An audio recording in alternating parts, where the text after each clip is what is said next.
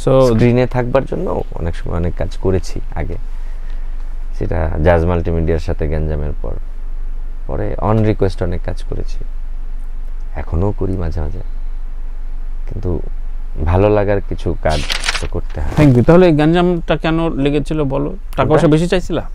কিসের মানে প্রয়োজন ছিল? Past is past. ভুলও ছিল, তাই না?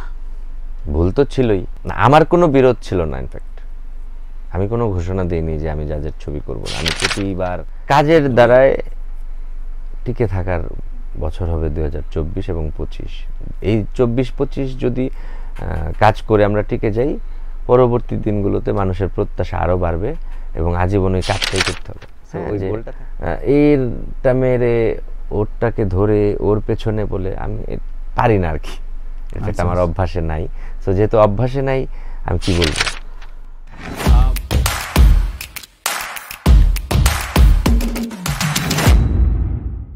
তো ঠকতে ঠকতে তো মানুষ শেখে, তাই না? সামান না শেখা, তার মানে হিডেন যে প্রজেক্টগুলো আছে সেগুলো তুমি সব কড়াই গন্ডায় বুঝে তারপরে কাজ শুরু করছো, এরকম ব্যাপার পরবর্তীতে হওয়া উচিত না? অবশ্যই, মানে আমি সেটাই, সেই হোপটা, আমরা তো হতাশার গল্প শুনছি প্রায়। আমার হতাশার না, আমি মানে এটা বাস্তবতা শেয়ার করছি। আপনি জানতে চাইছেন অন্য কেউ ঘুরিয়ে পেয়েছে, বলেন। আমার যেটা মানে হয় না, আমি আমার কি বলে এটাকে, আমি কাউকে খাটো করবার জন্য নয়, আমি একটা কথা বিশ্বাস করি, রিজিকের মালিক আল্লাহ। হ্যাঁ, এটা তো চিরন্তন সত্য, ওটাতে তো কোনো, সেই জায়গা থেকে মাঝে মাঝে এরকম ধাক্কা দরকার আছে। নেক্সট 2024-এর আমরা দ্বিতীয় মাসে কথা বলছি। তোমার কাছে 2024টা কেমন মনে হবে? তোমার নিজের ক্যারিয়ার গ্রাফ তো বোঝা যায় যে আমি এইভাবে এগোবো। তুমি বললা যে তুমি নির্বাচনে দাঁড়াবে না, ফাইন, তার মানে খুবই সিরিয়াস তুমি অ্যাক্টিং এর ব্যাপারে। সো তুমি কোন ডিরেক্টর, সেটা কলকাতায় টলিউড না বলিউডের সাথে কাজ করছো, বা তোমার ক্যারিয়ারটা কেমন? দেশে করছো? দেশেই কাজ করছি, মানে হয়তো এই বছর মানে প্ল্যাটফর্ম কিছুটা চেঞ্জ হবে, ওটিটি হতে পারে বা সেই হবে। আচ্ছা আচ্ছা, ওটিটি ফিল্ম বা সিরিজে তুমি কাজ করতে চাই আর কি, কাজ করতে চাও। আমরা এর আগে এমন না যে নতুন, ওটিটিতে অনেক বড় বড় ফিল্ম স্টাররাই কাজ করছে, তার মানে এটা ফিল্ম থেকে বেরিয়ে আসে না, ফিল্মের প্রতি না ফিল্ম তো আমার প্রথম প্যাশন এবং গোল হচ্ছে ফিল্ম। আচ্ছা, বাকিটা যেহেতু এখন কিন্তু গড়পড়তা ফিল্ম আর করবে না, এটা গড়পড়তা ভাই আমার তো রিজিকের ব্যাপার। তো আবার তো সেই মানে ওইটা না, আমি শেষবাজি যদি হয়ে যায়, আবার যদি এখন প্রোডিউসার বা ফিনান্সারের ভেতরে কি আছে সেটা তো আমি জানি না। আমি গল্প পছন্দ হলে সব ছবি করবা। আচ্ছা আচ্ছা, এখন যেহেতু এখানে মানে প্রযোজনা সংস্থা নেই, এখন তো আর মানে প্রোডাকশন হাউসটা ওই অর্থে নাই, হাতে গোনা আরশাদ ভাইয়ের আছে এক দুইটা কাজ, উনি তো একটা জাজ মাল্টিমিডিয়া, এই দুটাই তো দেখা যায়।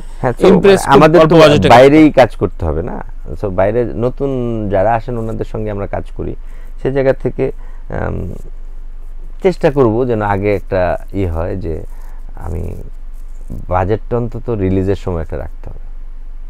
ফাইন, আবার একটু শিল্পী সমিতিতে আসি।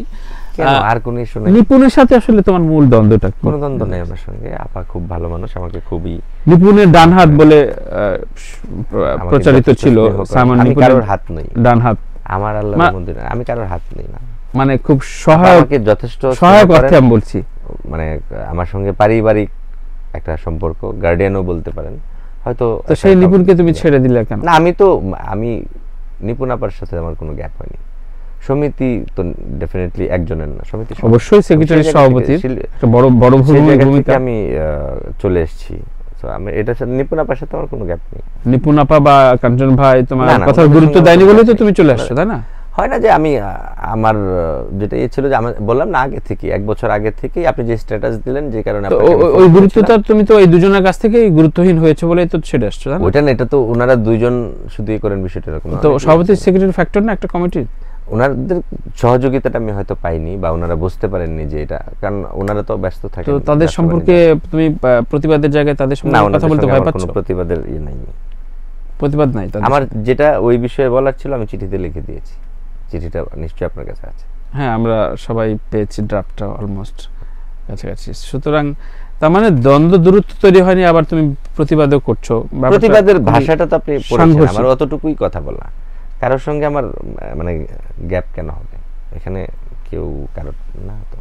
ওকে, অনেকে বলে যে একটু সময় নিচ্ছে এবং রাজনৈতিকভাবে তুমি রাজনীতি পরিবারের ছেলে, অনেকে ভেবেছিল এবারে হয়তো মনোনয়ন তুমি কিনবা, তো কেন কিনলে না? আমার সীমাবদ্ধতা এবং আমার সম্পর্কে আমার একটু হলেও তো ধারণা আছে না, আমি নিজেকে জানবার চেষ্টা করি না। যেহেতু তোমার অনেক কলিগরা প্রচার করতো, এটা সত্য যে তুমি এক্স প্রেসিডেন্টের আত্মীয়, তো সুতরাং সবাই ওনার আত্মীয় না, তোমার ঘনিষ্ঠ একই এলাকায় এবং খুবই যোগ সাজস রয়েছে, তো সেই জায়গা থেকে সবাই প্রত্যাশা করছিল এবার বোধহয়। আমার এখনো সময় হয়নি। সময় হলে তো আমিও কিনতাম। আমার সম্পর্কে আমি জানি। আচ্ছা আচ্ছা আচ্ছা, আমার সম্পর্কে জানবার চেষ্টা করি, পুরোটা তো জানি না।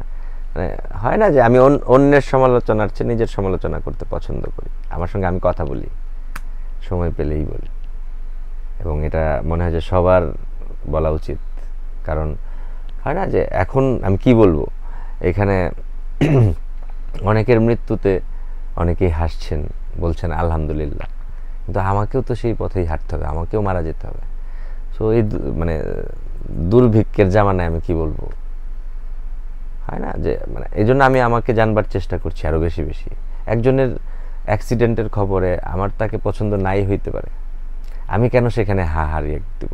এটা আমার অনেক দিনের পুরনো কথা, কিন্তু বারবারই আসছে কথাগুলো। আমি খুব এইসব দেখে আমি হতাশ হই না, কিন্তু আমার লজ্জা লাগে, যে কারণে আমার বায়োতে লেখা মানুষ হওয়ার চেষ্টা করছি।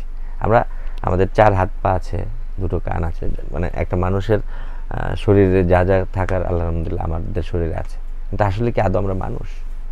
যেখানে পশু পাখি তাদের বিপদে এগিয়ে আসে অপছন্দের হলেও, সেখানে আমি আপনার অপছন্দের হইতেই পারি, স্বাভাবিক, কিন্তু ডিরেক্ট আমার অসুস্থতা বা আমার খারাপ সময়ে আপনি আলহামদুলিল্লাহ লিখতে পারেন না, এটা মানুষের তো থাকলো না। ধরেন আমি লাস্ট একটা ইয়েতে দেখলাম যে একটা নিউজে 31 একজন 25 তলা বা 35 তলা থেকে পড়ে মারা গেছে।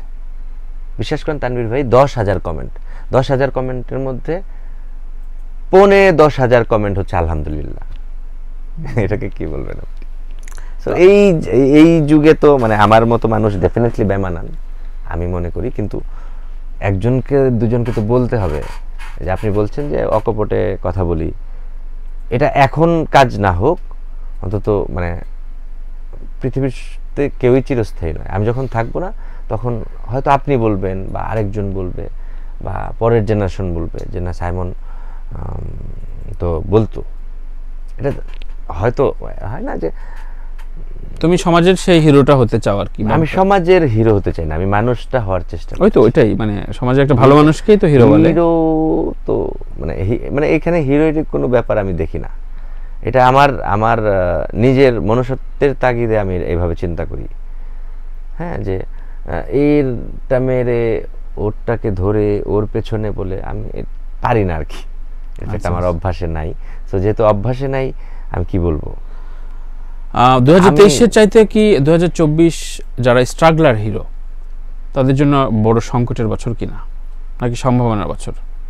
ইন এ ফিল্ম প্রতিদিনই যদি আপনি মনে করেন যে আমি সংকটে আছি, না ইন্ডাস্ট্রি, তোমার পার্সোনাল নিও না, মানে ধরা যাক বাপ্পি, নীরব, ইমন, সাইমন, মানে এখানে সবাই স্ট্রাগল করছে। ইনফ্যাক্ট আমি অনেক বেশি স্ট্রাগল করছি।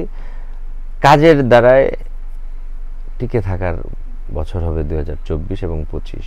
এই 24-25 যদি কাজ করে আমরা টিকে যাই, পরবর্তী দিনগুলোতে মানুষের প্রত্যাশা আরও বাড়বে এবং আজীবন ওই কাজটাই করতে হবে। সো ওই গোলটা থাকতে হবে যে আমি ভালো কাজ করব, আমি আমাকে চেঞ্জ করব, আমি আমাকে চেঞ্জ করবার জন্য যা যা করণীয় আমি চেষ্টা করছি।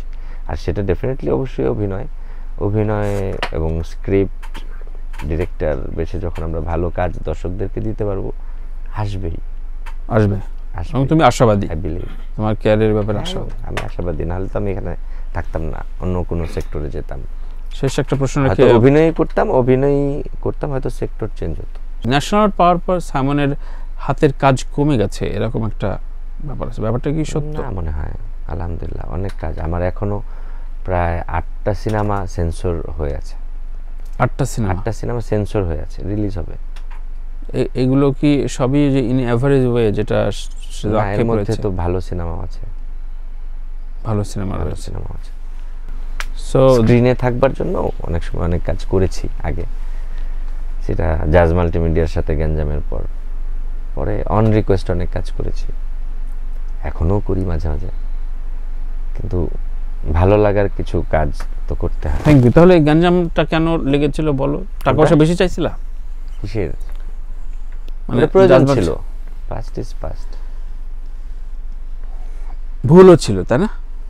ভুল তো ছিলই। বয়স জাজ কম মাল্টিমিডিয়ার সাথে আমার বিরোধটা ভুল ছিল, এটা বলো। না, আমার কোনো বিরোধ ছিল না। ইনফ্যাক্ট আমি কোনো ঘোষণা দিইনি যে আমি জাজের ছবি করব না। আমি প্রতিবার তো তুমি প্রতিদিন প্রতিবাদ তাদের করো, এখানে কিন্তু আবার প্রতিবাদ না, আমি তখন গিয়েছি। তুমি শিল্পী সমিতি থেকে বের আসলে আবার বলো যে নিপুণ কাঞ্চন ভাইয়ের সাথে আমার কোনো দ্বন্দ্ব নেই। বিরোধ নাই তো, এটা কি আমি ধরনের আসলে প্রতিবাদ বিরোধ আমি দেখি জানি না। না। এখন বললাম না যে আমার আপনার যা যা করণীয় ছিল সব যদি ওইরকম কমিটমেন্টের জায়গা আমরা না, আমি আমার ভালো না লাগলে আমি কুইট করি। কমিটমেন্ট তো অনেকই ছিল না, সেই জায়গা থেকে আমরা আসলে। তো তোমার শেষবাজি ছবিটা নিয়ে যে আঘাতটা হানলো হুব্বা বা জাজ মাল্টিমিডিয়া, তুমি কি পার্সোনালি কথা বলেছিলে যে এটা কেন করলেন, এটা না করলেও পারতেন? তুমি তো জয়েন্ট না, সেক্রেটারি এখানে ওন করো। সবাই সবার জন্য করছে, তো তো মানে ওনারা এটা ভালো মনে করেছে। এখানে কেউ কারোটা দেখে না। আমি বললাম না একটু আগে যে মানে মানুষ হওয়ার চেষ্টা করছি। বাহ, দার্শনিকের মতো কথা বলছে আজকে সায়মন।